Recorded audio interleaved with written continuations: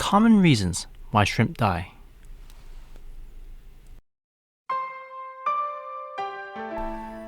Have you ever wondered or tried to investigate your shrimp deaths?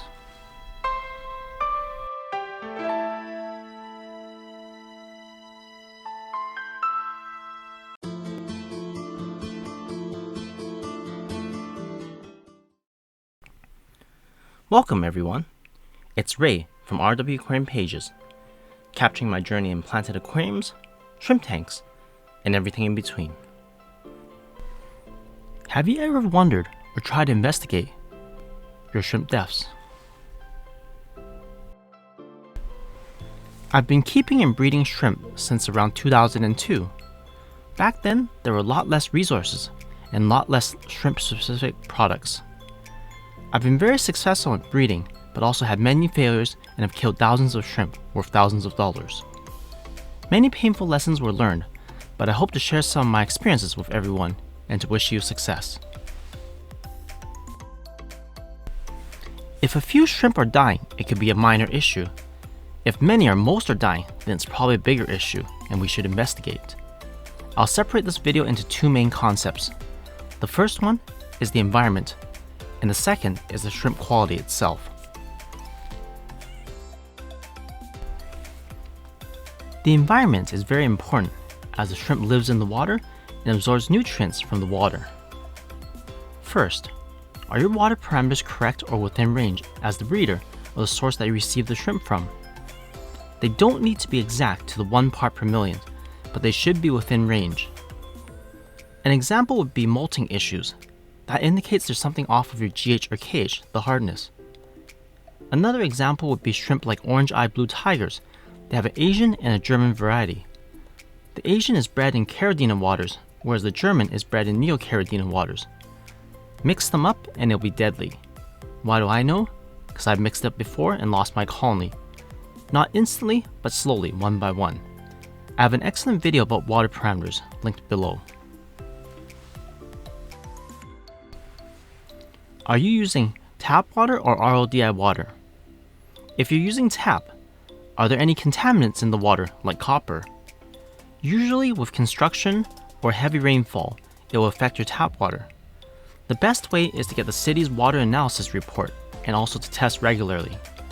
Tap water can also be very inconsistent compared to RODI.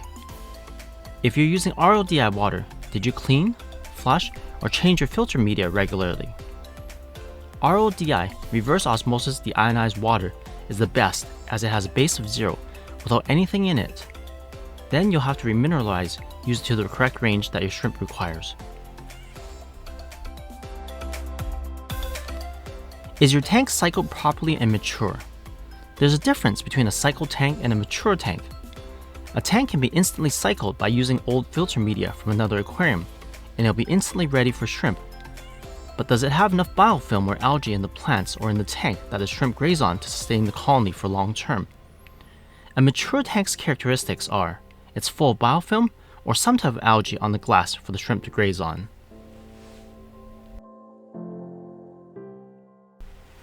Is your tank set up properly with the proper substrate? Generally speaking, Neo-Caridina shrimp requires inert substrate where it doesn't affect the water parameters. I personally use crushed black lava rock. Caridina will require an active substrate to soften the water and to lower the pH to the required water parameters. If you mix these two up, it can be deadly. It's happened to me before. Did you check the nitrate, and ammonia levels? It's very important as a hidden dead shrimp or fish can cause ammonia levels to spike up. You might need to find that dead shrimp or do a semi-larger drip water change to counter this. Did you overfeed the shrimp? Leftover food can cause ammonia levels to rise. It's best to use a feeding dish or a shrimp substrate guard so the leftover food can be removed and not be trapped in the substrate, causing a buildup. Also, leftover food can cause the water to foul and there'll be planaria.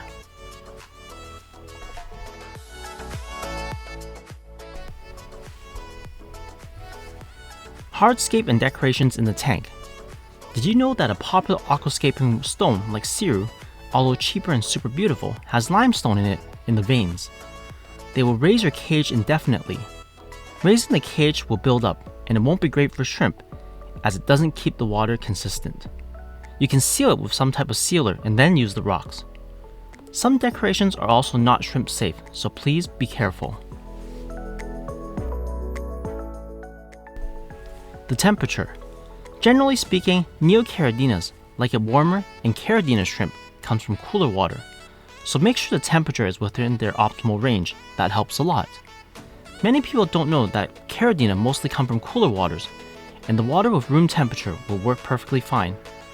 On my shrimp rack, there are no heaters in the caradina shrimp tanks. Did you wash your hands before putting them into the aquarium? Was there some sprays used in your home?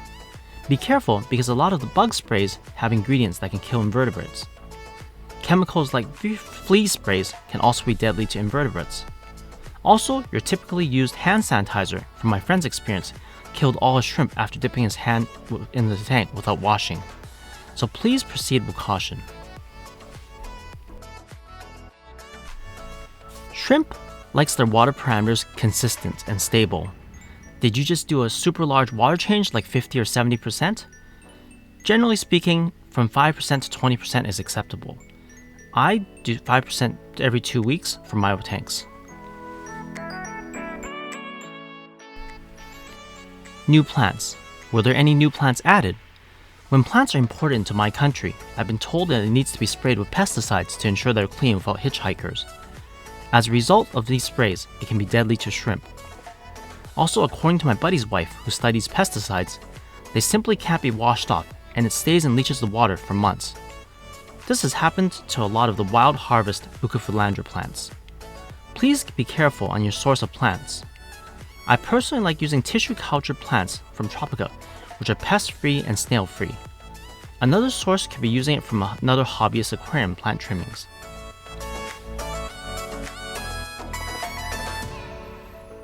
The next area that we're going to dig into is shrimp quality.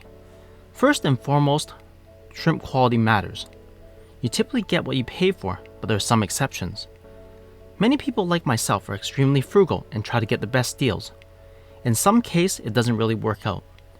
Ask the breeder for some videos and photos of the colony, the environment, and the water parameters, and the exact photos and videos of the shrimp that you're receiving. Any reputable breeder will be able to provide this. The source of the shrimp is very important. Not all breeders are the same, and not all imported shrimp are the same. Adult shrimp. Unethical breeders can sell adult-only shrimp. They're about to die age, and they aren't in the breeding age anymore, and they don't adapt well to the new environments. Always ask the breeder for juvenile unsexed shrimp. I've had a few cases where the unethical breeder sold me adult males only. That's happened to me twice in the Greater Vancouver area in the last 10 years. Shame on those breeders. But some shrimp do die of old age. Eventually, unfortunately, all shrimp die at some point. The number of shrimp. In one of my videos, I mentioned the optimal number of shrimp to get is 25 to start a colony in a 10-gallon aquarium. For some more exotic species, this might not be economically feasible. I'd say a minimum of 10 to 15 to start a colony, with 25 being my optimal number. Try not to ask for 1 or 2 shrimp, as they like to be with their friends, and being alone can stress them out. With that said, my buddy purchased a championship so-called pair of shrimp. They did breed, but the eggs got dropped throughout the year. Although after a year, they stopped breeding. They were super pricey, and if one of the male or females die, then you're out of luck. Or you can wait a few years, and most strains' prices will drop dramatically than when it's first introduced. I have my eyes set on the red metallic and the purple metallic. Currently, they're in hundreds of dollars in the year of 2022, but I hope it drops below $100 in a few years' time, which is wishful thinking. The ratio of male to female shrimp. It really depends on your goals. Typically, people like shrimp to breed. They only live 1 or 2 years, and then you can sustain your colony. In an ideal situation, it would be 1 male to 5 females. That would be the ideal ratio. Not always possible. Some tiger species, the male is super aggressive and can attack the female when trying to breed with them.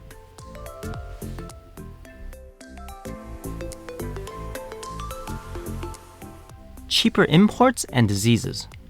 The source of the shrimp is very important.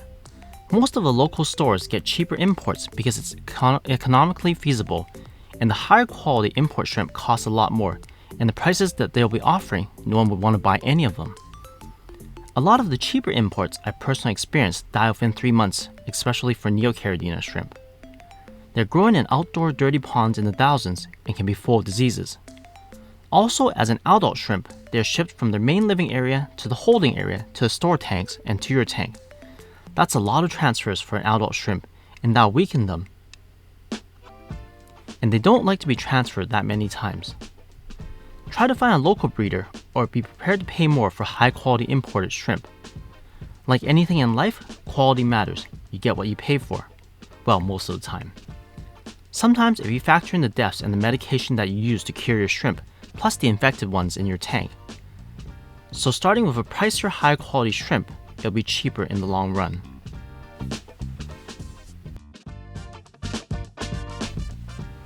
Have you lost the number of shrimp before? What was the reason for the deaths, or is it still unknown?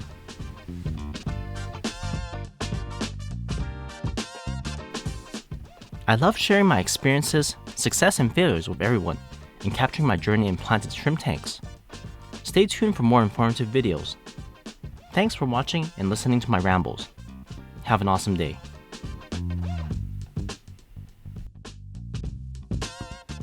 Thanks for watching!